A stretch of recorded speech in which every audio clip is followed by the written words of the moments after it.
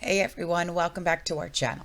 If you're new here, please subscribe. I'd really love that. If you're returning, how you doing? What I want to talk about today is the fact that there is a good possibility that there's more supply chain disruptions on the way. There's two simmering disruptions that are threatening to boil over this summer. Just as supply chain managers in the US prepare for what's typically the busiest time of year for international shipping. The first potential shock is actually man-made. The labor slowdown at West Coast ports, where contract talks with management have dragged on for more than a year.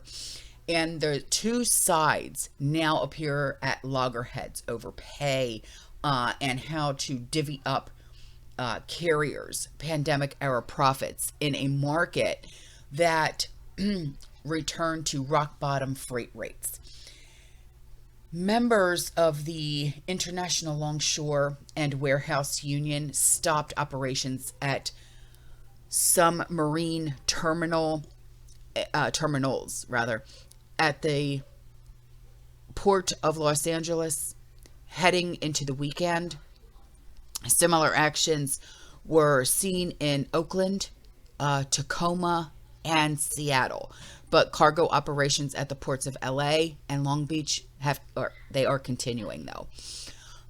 But that about 12,000 of its members in Southern California have taken it upon themselves to voice their displeasure with the ocean carriers and terminal operators' position. The second escalating problem is an act of nature. A severe drought in Central America is actually cutting container ship capacity and increasing shipping costs through the Panama Canal. Lake Gatun, which is Gatun, which provides the fresh water needed to fit vessels over a series of canal locks from the Pacific to the Atlantic, is suffering historically low water levels this year. And the drought is projected to get worse throughout the summer. And the result is higher surcharges per vessel and limits on how low ships can sit in the water, meaning each ship must load less cargo. And some carriers are actually passing some of the costs to cargo owners via $300 to $500 fee per container. Now, if things get really, really extreme, the canal could be forced to cut the number of ships that it transits each day between 28 and 32 from as many as 36 right now. Now, the Panama Canal is actually reducing how deep large vessels can sit in the water, known as a draft limit, from 50 to 44 feet. And many cargo owners had diverted Asia originated cargo through Panama in recent months, just to avoid the prospect of labor disruptions on the West Coast.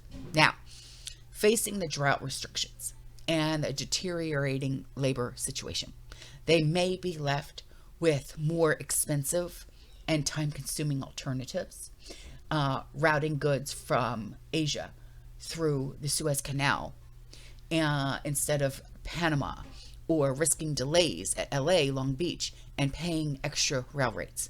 You remember the whole debacle with the Suez Canal. Remember all that? Yeah, okay.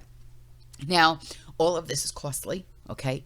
And now with this labor stoppage on the West Coast, this is just going to make that choice less and less palatable. And costly is not a word that inflation hawks at the Federal Reserve want to hear, okay? And shipping costs can be the canary in the coal mine for future inflation spikes. So even with shipping rates lower now than during the pandemic, a cost increase of 20% would boost the inflation rate by 0.15 percentage point a year later, okay? So get ready.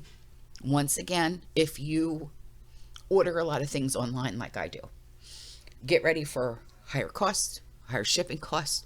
Get ready for another, thing to happen in the Suez Canal. Remember all that? Get ready for all of this supply chain disruption again. Okay? Because I hope it doesn't get as bad as it was. Because remember, oh my God, how many times did we talk about that all those years ago? Oh my God, it was horrible. I hope it doesn't get like that, but nothing would surprise me, All right, guys, I'm out of here. I will see you in the next one. You stay safe, you stay positive, you keep prepping, and as always, fearless. Ciao.